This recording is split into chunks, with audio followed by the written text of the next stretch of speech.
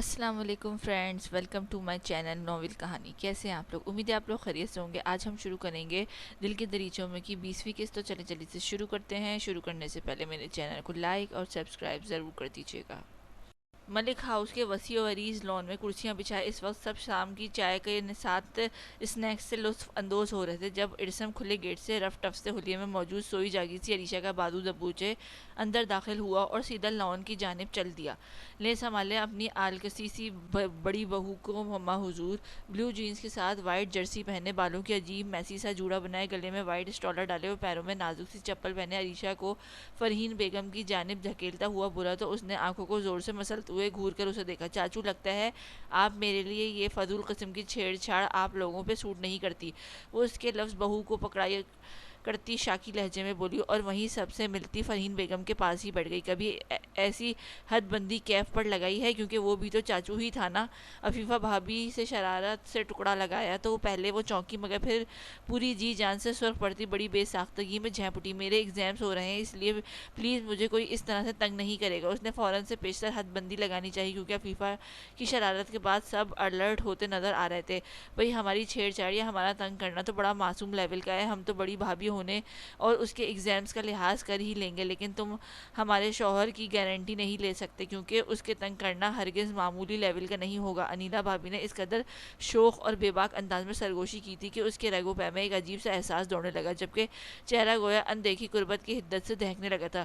بڑی دادو، یہ سب بہت بے شرم ہے۔ اسے اور کچھ نہ سوجا تو فرحین بیگم کی جانب رخ موڑتے ہوئے تپے ہوئے چہرے کے ساتھ شکایت لگائی تھی، جبکہ وہ سب جو اس کی نوک جھونک انجوائے کر رہے تھے اس کی شکایت پر کھل کر ہنس دیے۔ بھئی کیف اچھی طرح سے سوچ لو، ورنہ کل کو علیشا کی شکایتیں تمہاری ماں کے سامنے شرمندہ کروا دیں گی۔ مہوش بیگم جو اپنی خوش مزاج فطرت کے باعث سب بچوں کے ساتھ بہت فرینک تھی، انہوں نے بھی سو کے اٹھنے والے کیف کو اس طرف آتے ہوئے دیکھا تو شوخی سے ہانک لگائی تھی۔ علیشا جو اس کی گھر موجودگی کے بارے میں قطعی بے خبر تھی، چونکتے ہوئے پیچھے کی طرف مڑی، جو اتفاقاً اس وقت بلو جینز کے ساتھ سفید ٹی شرٹ پہنے بکھرے بالوں کے ساتھ نیندیں خمار لیے دلکش آنکھوں کے ساتھ اسے دیکھتا اسی جانب آ رہا تھا۔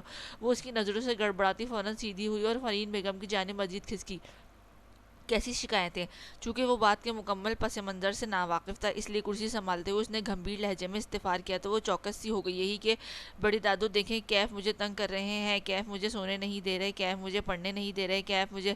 ان کی آواز اس قدر بلند نہ تھی کہ لڑکوں کے کانوں میں پڑتی، بلکہ وہ اس قدر مدھم آواز میں گویا ہوئی کہ ان کے الفاظ ان خواتین کی سماعت تک ہی محدود ہی رہے۔ وہ میں غزل سے ملاؤں، وہ اسے شرارت کو روکنے کا کوئی اور بہانہ نہیں ملا تو وہ گلال ہوتے چہرے کے ساتھ فوراً گڑبڑاتی ہوئی اپنی جگہ سے کھڑی ہوئی تھی، جبکہ اس کی شرم و حیا سے ملغوب اس کیفیت کو دیکھتے سبھی مسکرا دیے تھے، کیونکہ اس کا نکاح جس سچویشن میں ہوا تھا، ایسے میں علیشا کے رویے میں تبدیلی ایک خوش آئندہ بات تھی۔ غزل سو رہی ہے، آپ ایسا کریں کہ کیف کے کپڑے سمیٹ سیٹ کرنے والے ہیں ان کی الماری سیٹ کر دیں۔ فرحین بیگم نے اس کی جانب دیکھتے پیار سے کہا تھا۔ وہ حونقانہ انداز میں انہیں دیکھنے لگی۔ اس کی میں پہ سب نے بے ساختہ اپنی مسکراہٹ چھپانے کی کوشش کی تھی، کیونکہ وہ گھر کے کاموں میں جس قدر اناڑی تھی اس کی میں بہت فطری تھی۔ ہاں بالکل، تم ایسا کرو کیف، تم بھی جاؤ، ساتھ جاؤ، علیشا کو گائیڈ کر دینا۔ فرحین بیگم کے بجائے ارسم نے دانت نکوستے جواب دیا تو سب نے فوراً تائید میں سر ہلایا۔ نہیں، میرا مطلب ہے کہ میں خود ہی کر لوں گی۔ قبل اس کے کہ وہ واقعی اٹھ کھڑا ہوتا وہ جلدی سے بولتی اندر کی جانب بڑھی۔ چند ہی منٹوں بعد اس کی خوبصورت ماسٹر بیڈ روم کی وسط میں کھڑی وہ پھٹی پھٹی آنکھوں سے بیڈ روم کی حالت دیکھ رہی تھی، جہاں بکھری ہوئی بیڈ شیٹ اور صوفے پر پڑے کپڑے اس کو منہ چڑھا رہے تھے۔ اتنے بڑے ہو گئے ہیں لیکن سونے کا طریقہ نہیں آتا، ایسے کون سوتا ہے بھلا؟ بڑبڑاتے ہوئے وہ پہلے بیڈ کی جانب اور پھر سرہانے کی جانب ہاتھ بڑھایا ہی تھا کہ دروازہ لاک ہونے کی آواز پر جھٹکے سے گردن گھما کے دیکھا تو وہ سانسیں گویا سینے میں اٹک گئی تھیں۔ آپ… ارے بیٹا، رو کیوں رہی ہیں آپ؟ روما آغا پتار روتی ہوئی نور کی پشت سہلاتے ہوئے محبت سے گویا ہوئی، جبکہ ان کے پاس بیٹھتے ہی بی جان مسلسل کچھ نہ کچھ پڑتی اس پر پھونک رہی تھی، جس کی حالت صبح سے جاری الٹیوں کی وجہ سے بے حال رکھی ہوئی تھی۔ مجھے بھوک لگی ہے، لیکن صبح سے ہونے والی وامٹ کی وجہ سے اس کی پسلیوں میں اب درد ہونے لگا تھا، لیکن ساتھ ہی بھوک کے احساس سے اسے وہ بوکھلا دیا تھا۔ پریشان نہیں ہو، ابھی ٹیبلٹ لی ہے نا تو کچھ دیر تک طبیعت سنبھل جائے گی، انہوں نے نرمی سے تسلی دی، لیکن اس کے آنسو تھمنے کے بجائے مسلسل بہے جا رہے تھے اور اس کی وجہ سے اس طبیعت خرابی سے زیادہ سفیان کے مسلسل 2 دن سے گھر نہ آنا تھا۔ چونکہ امتیاز خان احسن شاہ کے غائب ہونے کی خبر پانے کے بعد زخمی شیر بنا ہوا تھا، اس لیے وہ اس کے خلاف پھندہ کسنے میں اس قدر مصروف تھا کہ گھر آنے کی بھی فرصت نہ ملی تھی۔ ایسے میں وہ جو اس کی خطرناک حد تک عادی ہو چکی تھی، رو رو کو اس نے اپنی طبیعت خراب کر لی تھی۔ بی جان سفیان کو کال کر دی ہے، وہ آ رہا ہے، آپ پریشان نہیں ہو، میں نے ڈاکٹر سے اپوائنٹمنٹ لے لی ہے، سفیان کے آتے ہی نکل پڑیں گے۔ آمنہ آغا نے کمرے میں آتے اطلاع دی تو دشمن نے جا کر نام سنتے اس کے آنسو جس رفتار سے بہے تھے، وہاں موجود تینوں خواتین اس طبیعت خرابی کی وجہ جان کر ہولے سے مسکراتی تھی۔ السلام علیکم، کیا ہو گیا؟ دشمن نے جانا اور دل و جانا کو چند منٹ گزرنے کے بعد وہ خوشبو کے دلکش ریلے کی مانند اچانک نمودار ہوتا اس کے بے چین دل کو گہرے سکون سے ہمکنار کر گیا تھا۔ اس نے بے ساختہ اپنے آنسو سے تر پلکیں اٹھا کے اس کی جانب دیکھا جو ان آنسوؤں کو دیکھ کر یخلت چھٹتا تھا۔ اس کے نمکین پانیوں سے لبریز خوبصورت آنکھیں اس کے دل کو بے چین کر گئی تھیں۔ اپنے دل کی بے چینی پر قابو پاتا وہ پہلے بی جان اور پھر ماما تائی کی جانب بڑھا۔ ان سے ملنے کے بعد وہ فوراً اس کی طرف بڑھا جو اس کے روتے ہوئے اس کی جان نکالنے کے در پہ تھی۔ کیا ہوا؟ ایسے کیوں رو رہی ہو؟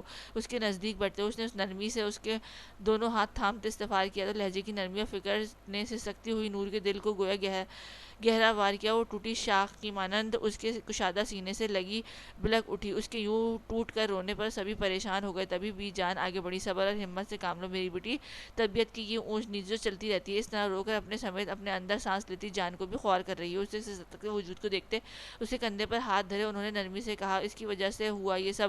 یوں ہی روتے روتے وہ آنسوں سے رندی آواز میں بولتی پھر سے سسکنے لگی تو جہاں ایک بے ساختہ سی مسکان ان تینوں خواتین کے چہرے پر پھیلی تھی، وہیں اس نے ہونک انداز میں اس کو اپنے سینے سے لگے نازک وجود کو دیکھا تھا۔ ہیں اس کے اس بے ساختہ سی ہیں پر آمنہ بیگم کی ہنسی نکل گئی۔ میرے خیال میں ڈاکٹر کی اپوائنٹمنٹ کی اب ضرورت نہیں ہے سفیان، اپنے مریض کو سنبھالو۔ انہوں نے ان دونوں کو اشارہ کرتے ہوئے اسے کہا تو وہ جھینپ سا گیا، لیکن ان دونوں کے باہر نکلتے ہی وہ مکمل طور پر اس کی جانب متوجہ ہوا جو ہنوز سو سو کر رہی تھی۔ دل جانا، ذرا رخ روشن سامنے کر کے مجھے تفصیل سے سمجھائیں گی کہ اس سب کی وجہ میں کیسے ہو گیا؟ اس کی مخملی وجود کے گرد اپنی مضبوط باہوں کا حصار باندھتے ہوئے وہ گھمبیر لہجے میں گویا ہوا۔ نور اس کی کوئی جواب نہ دینے پر اس نے آہستگی سے اسے فاصلے پر کرتے ہوئے اس کا شدت گرواداری سے سرخ پڑتا چہرے کو اپنے ہاتھوں کے پیالے میں لیا۔ کیوں اس قدر رو کر ہلکان ہو رہی؟ کوئی پریشانی ہے؟ اب کی بار لہجے میں اضطراب ہلکورے لے رہا تھا جو اس کی مخفی نہیں رہ سکا۔ نہیں، اس کے لب کو سرگوشی کے سے انداز میں سرسرائے تھے۔ پھر اس کے یک لفظی سوال فوراً آیا تھا، وہ تم 2 دن سے گھر نہیں آئے تو تمہیں بات کرتے کرتے وہ شرمندگی سے چپ کر گئی، جبکہ وہ ہنوز اس کا چہرہ ہاتھوں میں تھامے اس کے آگے بولنے کا منتظر تھا۔ میں تمہیں یا وہ ایک دفعہ پھر سے اٹکی تھی، یاد کر رہی تھی تو میری طبیعت خراب ہو گئی تھی۔ بالآخر بہت تیزی سے مکمل کرتے وہ خجالت سے احساس سے فوراً پلکیں زور سے میچ گئی۔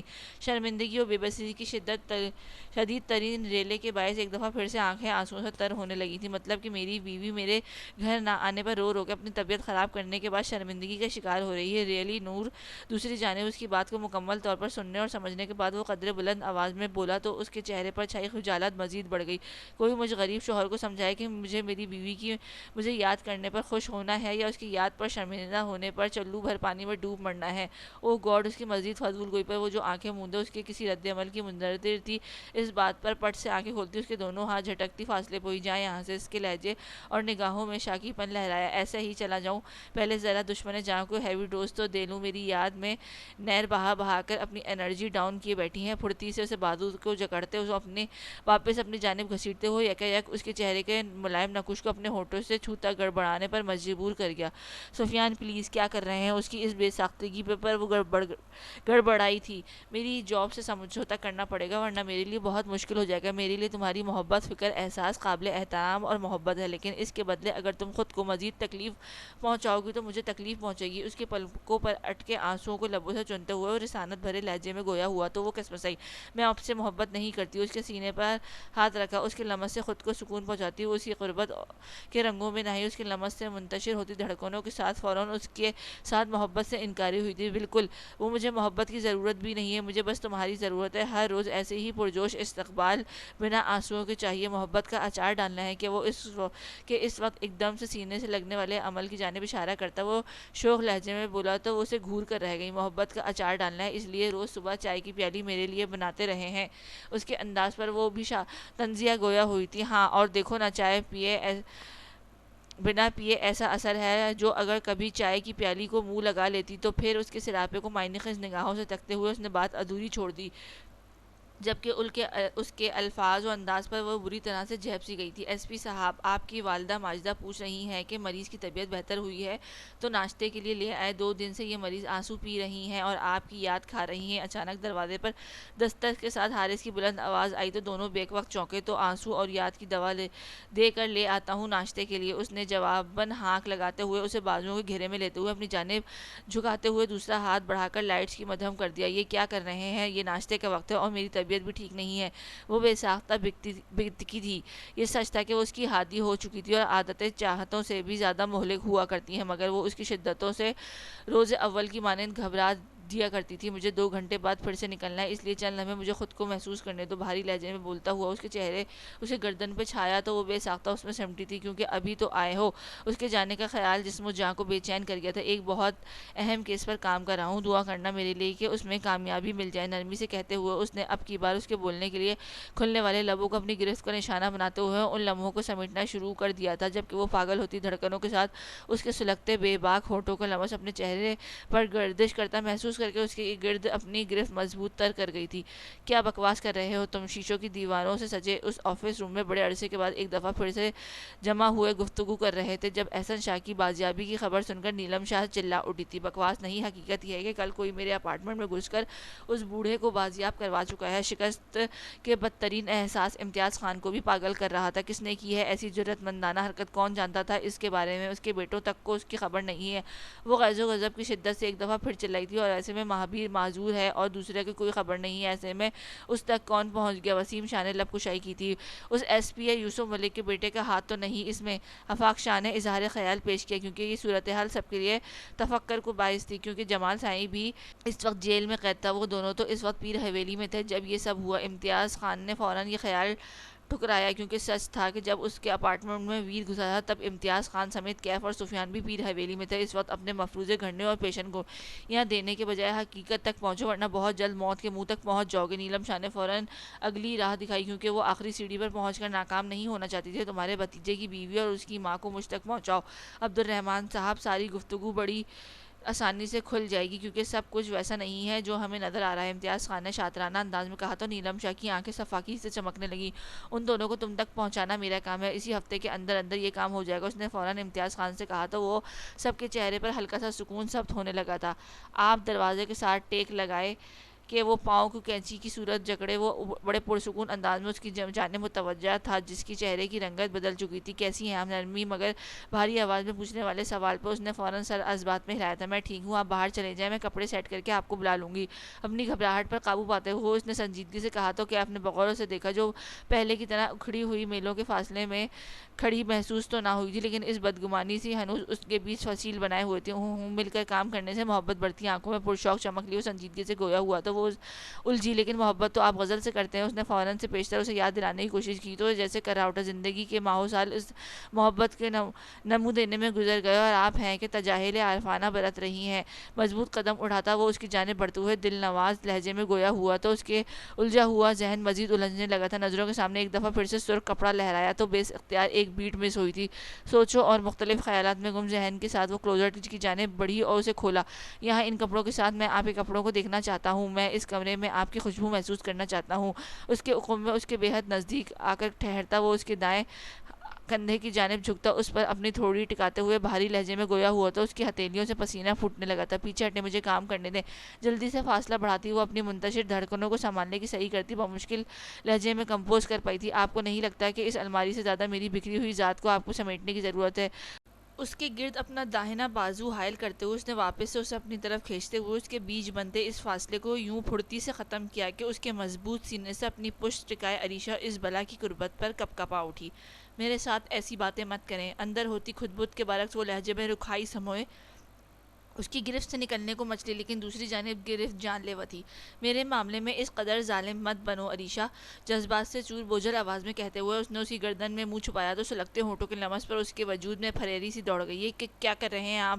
مجھے کام کرنا۔ وہ ایک دفعہ پھر سے اس کی گرفت میں پھڑپڑائی تھی، مگر اس کے وجود کی خوشبو کے نشے میں مدہوش ہوا کیف اس کی مزاحمت کو نظر انداز کیے اسی گردن کو اپنے لمس کی حدت سے مہکائے جا رہا تھا، جبکہ اس کی اس قدر گستاخانہ انداز پر اس کے لڑکھڑاتے قدموں کو سہارا دینے کے لیے بے ساختہ کھلے کلوزٹ کی جانب ہاتھ بڑھایا تو بہت سارے کپڑے نیچے رکھتے چلے گئے. میرے لیے بہت انمول، بہت خاص ہو آپ، اور شاید اسی وجہ سے میں آپ کو تکلیف دینے کا موجب بھی ٹھہرا ہوں، مگر اس کے بدلے آپ کی بے رخی، دوری اور بدگمانی مجھے اذیت میں مبتلا کر رہی ہے. عریشہ اس کے بالوں میں لگی پن کو آہستگی سے نکالتے ہوئے نازک کمر پر بکھرنے والے بالوں میں چہرہ چھپاتا بھاری آواز میں بولا، تو عریشہ کے دل میں عجیب سا احساس نمو پانے لگا. میں انمول اور خاص ہوتی تو میں کسی دوسرے کی جگہ پر نہ آئی ہوتی، نہ بھرے مجمع میں آپ میرے وجود سے انکاری ہوتے. ماضی میں حملہ کیا تو لہجے میں تلخی اور آواز میں نمی خود بخود چھلک پڑی تھی. آپ ہی اول، آپ ہی آخر ہیں، نہ آپ سے پہلے کوئی آیا ہے، نہ میری زندگی میں آپ کے بعد کسی کے آنے کی گنجائش ہے. اور جہاں تک آپ کے وجود سے انکاری ہونے کا تعلق ہے تو ان باتوں کو ایگزامز کے ختم ہونے تک ملتوی کر دیں، کیونکہ ان کے جوابات اعصاب پر بہت بھاری پڑیں گے. بائیں ہاتھ کی انگلیاں اس کے بازو پر ٹریس کرتے ہوئے وہ اسی انداز میں بولا تو وہ جیسے چڑ سی گئی. تو برائے مہربانی آپ اپنے اس رومانس پر بھی ایگزامز ہونے تک حد باندھ دیں. بمشکل اس کی جانب مڑتے ہوئے اس نے اس سے فاصلہ بڑھانے کی صحیح کی تھی، مگر کمال جرأت کا مظاہرہ کرتے کیف نے اس کے گلے میں لپٹے اسٹالر سے بائیں ہاتھ کی انگلیاں پھسلتے ہوئے اسے نکال کر صوفے کی جانب اچھالا. مجھے تب تک ان دھڑکنوں کو اپنے تابع کرنے دو تاکہ بعد میں میرا کیس آسان ہو سکے. مخمور انداز میں کہتے اس نے اس کے بالوں میں انگلیاں پھنساتے ہوئے ہولے سے اس کا سر اوپر کی جانب اٹھایا تو اس کے لب کیف کے ہونٹوں کے بے حد نزدیک پا کے تھر تھرانے لگے تھے. آپ کی کوئی بدتمیزی کی تو میں شور مچا دوں گی. آپ اس کے خطرناک ارادوں سے خائف ہوتی وہ بول رہی تھی جب اس کے پہلو میں گرفت مضبوط کرتا وہ اس کی دھڑکنوں کو اپنے لمس سے دہکاتا اس کے پیروں تک کو کپ کپانے پر مجبور کر گیا. اس نے بے ساختہ اس کے خود پر جھکے سر پر سجے گھنیرے بالوں کو دونوں ہاتھوں میں جھٹکا. اس کا اس بے ساختہ حرکت پر اس کا دل بڑی ترنگ اور سرشاری سے دھڑکا تھا، اور اسی سرشاری کے ہاتھوں بہکتے ہوئے اس کی تھوڑی کو چھوتے ہوئے سرخ ہونٹوں کو کپ کپاتے سمیٹنے والا تھا کہ جب اس کی سانسوں کی حدت اپنے ہونٹوں پر محسوس کرتا عریشہ کوئی جائے فرار نہ پاتی. چہرہ اس کے کشادہ سینے میں چھپا گئی. پلیز، میرا دل بند ہونے لگا ہے. اس کے سینے سے لگی وہ پاگل ہوتی دھڑکنوں کو بمشکل سنبھالتی سرگوشی نما آواز میں بولی تو اپنے منہ زور ہوتے جذبات کو لگام ڈالتے ہوئے اس نے پوری شدت کے ساتھ اسے بازو میں بھینچا تھا. چند لمحے یوں ہی اسے محسوس کرنے کے بعد وہ ہولے سے اسے خود سے الگ کرتا اس کے چہرے کو بغور تکتے ہوئے کلوزٹ کی جانب بڑھا جہاں کپڑے بکھرے پڑے تھے. مجھے آپ کے ساتھ الماری سے ہٹ نہیں کرنی ہے. وہ اس کے پیچھے ہٹنے پر مزید فاصلہ بناتی گھبرائے ہوئے انداز میں بولی تھی، کیونکہ اس کے ایسے منہ زور انداز اس کے چھکے چھڑا گیا تھا. اسے ابھی تک اپنے ہونٹوں پر اس کی سانسوں کی لپک محسوس ہو رہی تھی. الماری سیٹ کروانے، کیونکہ اگر ڈیڈ کی جانب گئے تو میری نیت پھر سے بیڈ کی جانب گئے تو میری نیت پھر سے بگڑ سکتی ہے. اس کے اعتراض کو اپنے ہی انداز میں رد کرتا وہ اسے پل بھر کے لیے ہونک سا کر گیا، لیکن چند ثانیے بعد جب بات اس کے شعور تک پہنچی تو وہ سرتا پیر شرم و حیا کے احساس سے جھنجھنا اٹھی تھی. آپ اسے ایسے نہ کہہ سکی کہ وہ شخص کیف چاچو کے روم میں بہت اچھا تھا، جبکہ کیف ملک کے روم میں ایسے انداز اس کے سامنے پیش کر چکا تھا کہ وہ دنگ رہ گئی تھی. اس کی خاموشی وارننگ سے گڑبڑاتے وہ اب بڑی خاموشی کے ساتھ اس کے ساتھ مل کر اسے کپڑے سیٹ کر رہی تھی.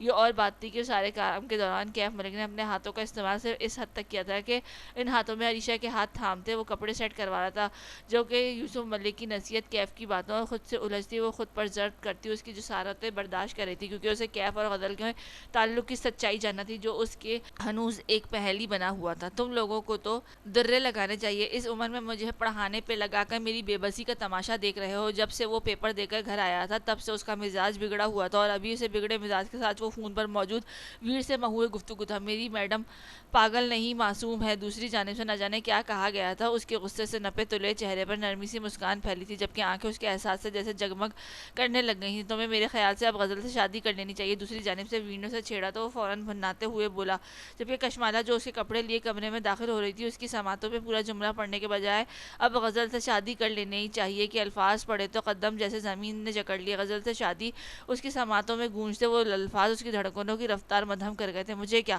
یہ سب تو ایک نہ ایک دن ہونا ہی تھا. مجھ سے رشتہ کون سا بحالت خوشی اور رضامندی طے کیا تھا. اگلے ہی حقیقت کا ادراک ہوتے ہی اس نے سر ہولے سے جھٹکتے ہوئے ادھ کھلے دروازے سے اندر قدم رکھا، جبکہ دل میں ہنوز ایک نامحسوس سی کسک ہلکورے لے رہی تھی. توجہ سے قدم اٹھاتے ہوئے اس نے چائے اس کے نزدیک پڑے شیشے کی چھوٹی سی میز پر دھری اور خود اپنے ڈریس لینے کے لیے وارڈروب کی جانب بڑھ گئی. میڈم اس کے وارڈروب کی جانب بڑھتے قدم اس کی پکار پر یکلک تھمے تھے. اس نے بنا مڑے گردن گھما کے اس کی جانب دیکھا جو ہنوز موبائل میں مصروف ایک ہاتھ سے اسے نزدیک آنے کا اشارہ کر رہا تھا. ماتھے پر بلیوں سے نہ سمجھی سے اس کی حرکت کو دیکھتے اور پھر واپس رخ موڑتے ہوئے وہ وارڈروب کی جانب بڑھ گئی. ایک اچھی ٹیوٹر وہ ہوتی ہیں جو اسٹوڈنٹ کے ایگزام سینٹر سے آنے کے بعد اس کے ایگزامس کے متعلق کنسرن دکھائیں۔ اس کی یہ بے پرواہی اس قدر کھلی کہ اس نے فوراً کال کاٹ کر اس کی جانب فقرہ اچھالا، جو اس کی بات سن کر لب بھیج کر گئی۔ آپ کے پیپر کے متعلق میں پوچھ چکی ہوں۔ اس کے ایک دفعہ پھر سے آپ اور تم کے اس چکر میں الجھتے مہابیر نے گھور کے اس کے سبز دوپٹے میں چھپی نازک پشت کو دیکھا، لیکن میں اس وقت زیادہ تفصیل سے بتانا چاہتا ہوں۔ اس کی پشت پر نظر جمائے وہ اپنے لفظوں پہ زور دیتے ہوئے بولا تو اپنے کپڑے نکالتی کشمالہ کے ہاتھ اس کے الفاظ پر ٹھٹکے، لیکن اگلے ہی پل اس نے سیاہ رنگ کا لباس بڑی سرعت سے اپنی طرف کھینچا۔ مجھے چینج کرنے کے بعد اماں کی طرف جانا ہے، ان کی نیند کا وقت ہو چکا ہے اور پھر بابا سے بات بھی کرنی ہے۔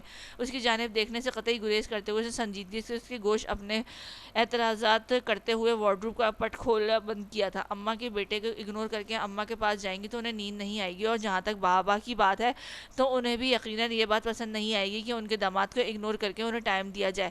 اس کی خود سے خائف جھکی نگاہوں کو گہری نظروں سے دیکھتے ہوئے اس نے زمینی انداز میں کہا تو اس نے ٹھٹک کر اس کی جانب دیکھا جو بڑی گہری نگاہوں سے اس کی جانب متوجہ تھا۔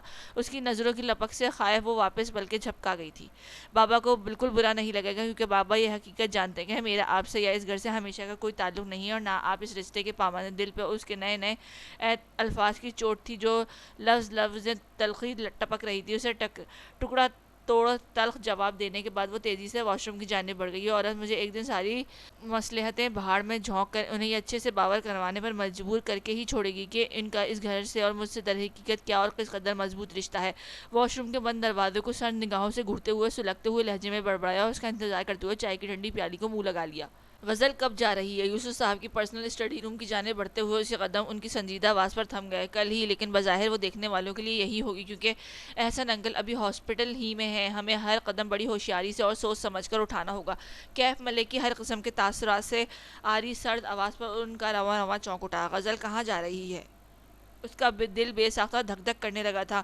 کہیں غزل کو ڈائیورس، وہ ان کی ڈائیورس سے متعلق مکمل طور پر بے خبر تھی، کیونکہ کیف اور غزل سے اس دن کی تلخ کلامی کے بعد وہ اتنا عرصہ ان سے کیا گھر سے سبھی سے ہم کلام نہیں ہوئی تھی۔ حالات کا تقاضا بھی فی الحال یہی ہے کہ غزل اور ویر کا نکاح ہاسپٹل میں ہی کر دیا جائے۔ یوسف صاحب کی پروقار اور روبدار آواز پر اسے پورے ملک ہاؤس کی چھت اپنے سر پر ٹوٹتی محسوس ہوئی تھی۔ غزل اور اس کے لب ہولے سے پڑائے تھے، جبکہ اس دل اس قدر شدید گھٹن کا شکار ہونے لگا تھا۔ نکاح کا ہونا بے حد ضرور ہے، کیونکہ جب تک غزل اور ویر کا رشتہ واضح نہیں ہو جاتا وہ لوگ غزل اور تمہارے سابقہ تعلق کو اچھال سکتے ہیں۔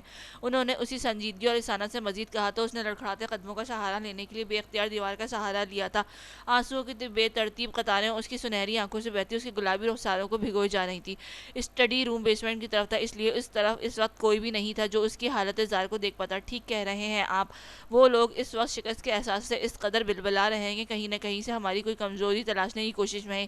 ایک اجنبی مگر خوبصورت آواز گونجی تو اسے ادراک ہوا کہ اس وقت اسٹڈی میں یوسف صاحب اور کیف کے علاوہ کوئی تیسرا بھی موجود ہے۔ کچھ سال پہلے وہ اپنی کوشش میں اس قدر کامیاب ہوئے تھے کہ ہم پانچوں سے ہمارے مستقبل کے خوابوں سمیت محبت کا احساس بھی چھین لیا تھا، مگر اس بار ان کی یہ کوشش ہرگز کامیاب نہیں ہوگی۔ کیف کی گونجنے والی بھاری آواز میں اسے سمے گزرے لمحوں کی تلخیاں بھی سمیٹ آئی تھیں۔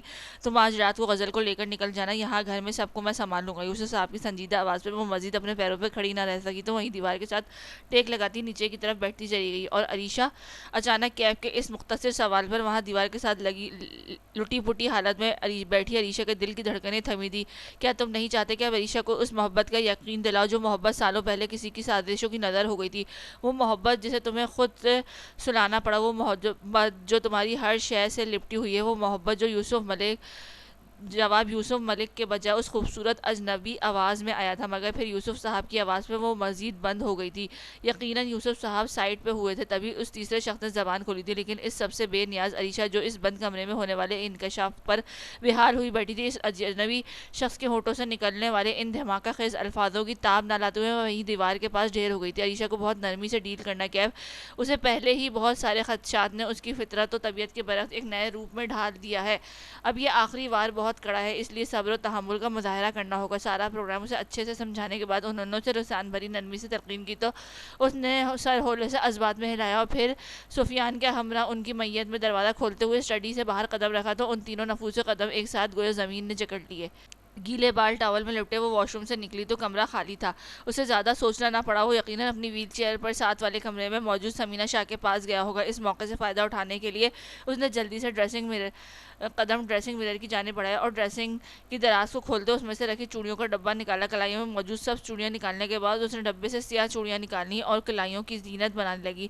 روز اول کی مانند اس کا سامان اس کی ڈریسنگ ٹیبل پر سجانے کے بجائے اس نے یوں ہی دراز میں چھپا رکھا تھا. لیکن سمینہ شاہ کے پاس جانے سے قبل وہ ہمیشہ کی طرح ایک اچھی بہو کی طرح مکمل تیار ہوا کرتی تھی. ہاتھوں میں چوڑیاں پہننے کے بعد اس نے گلے میں پہنی چین کا موتی سیدھا کرتے ہوئے بالکل درمیان میں کیا اور پھر اپنے سر پر بندھے ٹاول کی جانب ہاتھ بڑھایا تھا. ویسے اس ڈریس کی فٹنگ کچھ خاص نہیں ہے. ٹاول نکالنے کے بعد وہ بال سارے ایک سائڈ پر پھینکے بالوں کو ٹاول سے رگڑ رہی تھی جب عقب سے آتی خوبصورت مانوس سی مردانہ آواز پر ٹاول اس کے ہاتھ سے چھوٹ کر نیچے کارپٹ پر جا گرا. اس کی پھٹی پھٹی نگاہوں سے سامنے شیشے کی جانب دیکھا جہاں وہ نہ جانے کب آ کے بیٹھ پر نیم دراز بڑی توجہ سے اس کی جانب متوجہ نظر آ رہا تھا جبکہ اس کی ویل چیئر بیڈ کی پائنتی کی جانب پڑی تھی. آپ نے میری بات کا جواب نہیں دیا.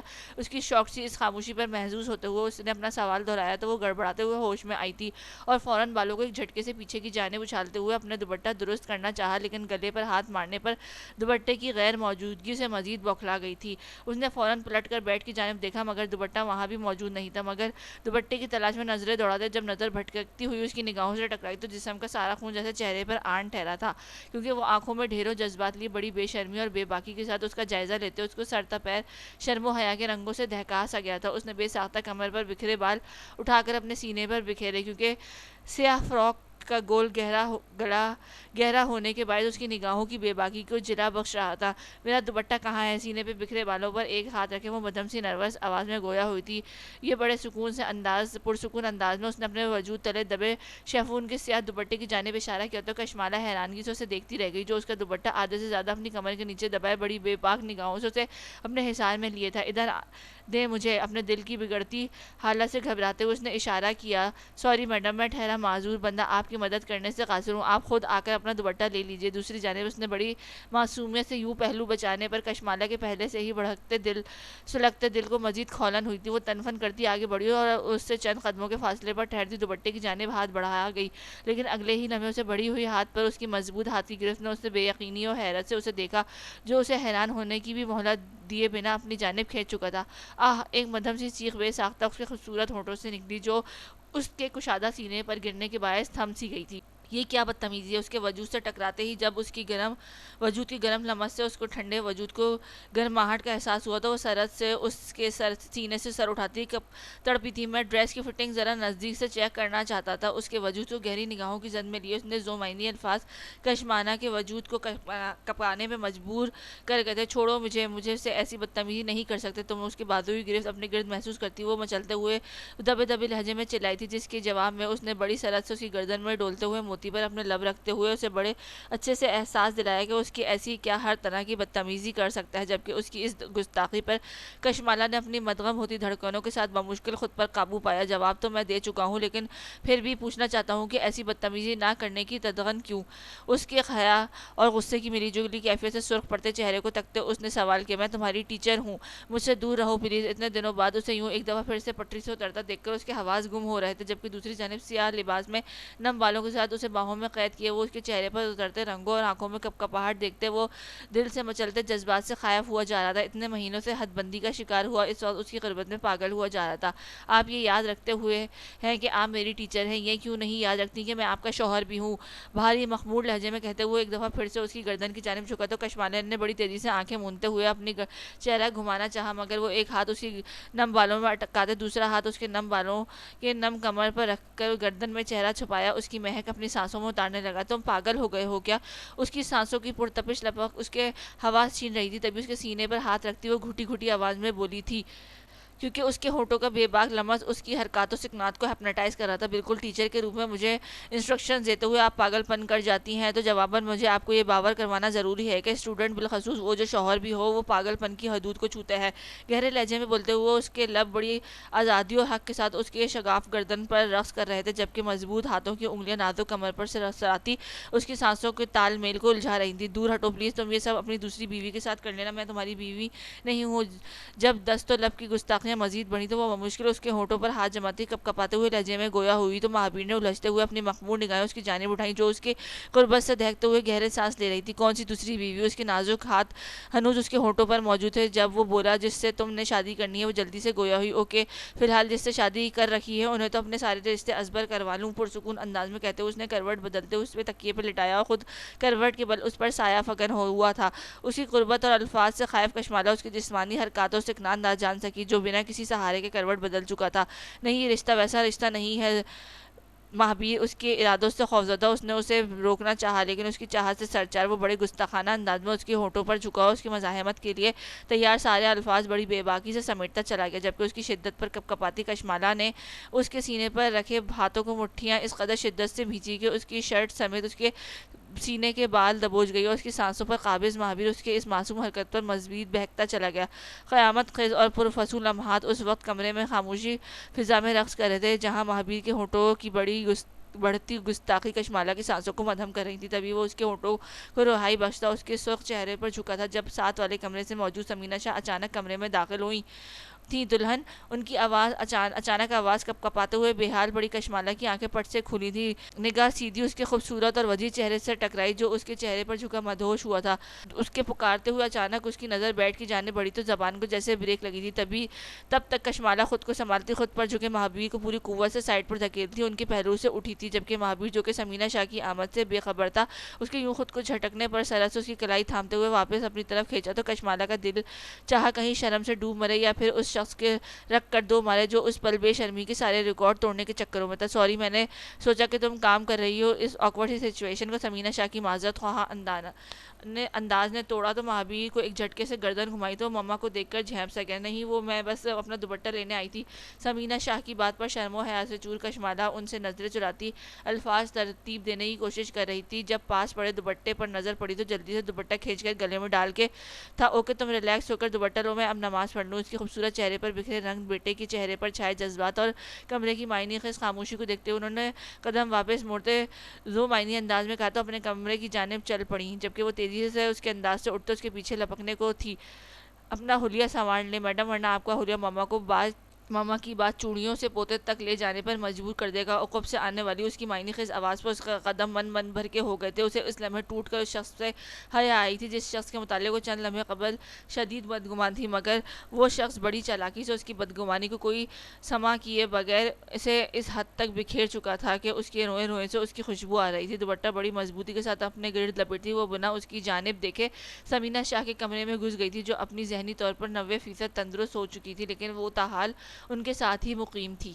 वैसे ये पहला निकाह होगा जो कि हॉस्पिटल में हो रहा है, लेकिन यहाँ दूल्हा दुल्हन समेत सभी खासे खुश और मुतमईन नज़र आ रहे हैं। माशाल्लाह से गुलाब जामुन मुंह में रखते हुए सुफियान ने सोफे पर बैठे वीर और गज़ल की जानिब देखा था। क्या मतलब है तुम्हारा? पानी का गिलास खाली कर मेज़ पर रखते कैफ ने घूर कर उसे देखा। अब इतनी सकील उर्दू में कही गई बात का मतलब नहीं समझ रहा।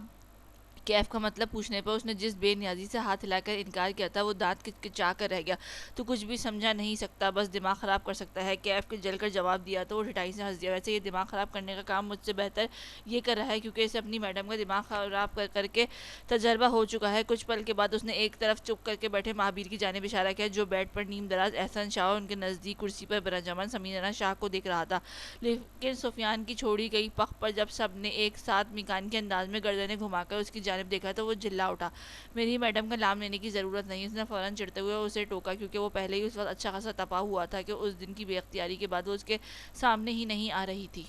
लो, मेरी क्या मजाल, उनका नाम आज तक तुम नहीं ज़बान पर ला सके तो मैं ये जुर्रत कैसे कर सकता हूँ। अपनी परेशान कुन फेज़ में गज़ल और वी के निकाह की खुशी उनके मूड की चौंचाली उरूज पर ले गई थी। भाई इसकी तो वो टीचर है ना, तो उसकी ऐसी जुर्रत बेअदबी के ज़मरे में आएगी। अब के बाद गज़ल के पहलुओं में बैठे वीर ने लब कुशाई की तो बिला मुबालगा महाबीर का दिल चाहा वो उन दोनों के दांत तोड़ दे, लेकिन फ़िलहाल वो मजबूर था। मामा, ये आपकी बहू के मुतालिक फजूल बातें कर रहे हैं।